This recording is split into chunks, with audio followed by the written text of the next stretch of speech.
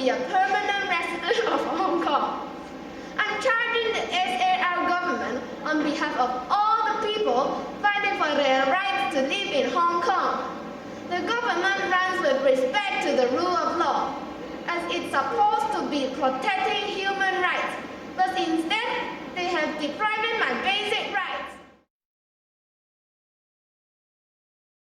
Under the rule of law, I have the right to monitor the government by proposing a judicial review.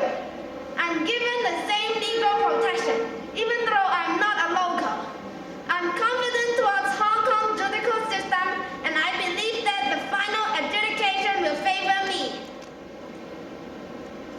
In short, rule of law means limiting the government powers and restricting arbitrary powers by law to protect personal freedoms and rights and to uphold justice.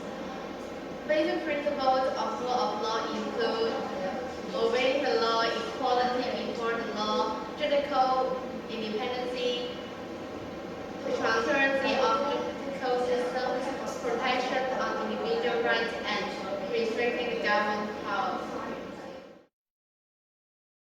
I think the foreign domestic helpers should not be granted the right of abode, as they are not considered as ordinary residents of Hong Kong. Therefore, they cannot enjoy permanent residency in Hong Kong, regardless the period of time they have stayed here.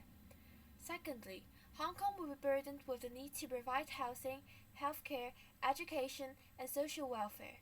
We cannot only consider the rights of the domestic helpers, but the rights of the locals. Also, this case doesn't only involve one domestic helper, but a list of them. The government needs a detailed plan before granting them citizenship. The law should benefit the majority in the society instead of certain interest groups. It is true that under the rule of law, the foreign domestic helpers can have the right to become a resident, but the government also had this duty to control the number of immigrants per year. Also, the law is meant to be flexible, and we should also listen to the public instead of just legal views. We are against this policy. We totally against this policy. I give them good food to eat and big house to live in. I don't think they can have such good quality of life in the Philippines. They already gain so many benefits from us. So why they can still enjoy Hong Kong welfare? Yes, only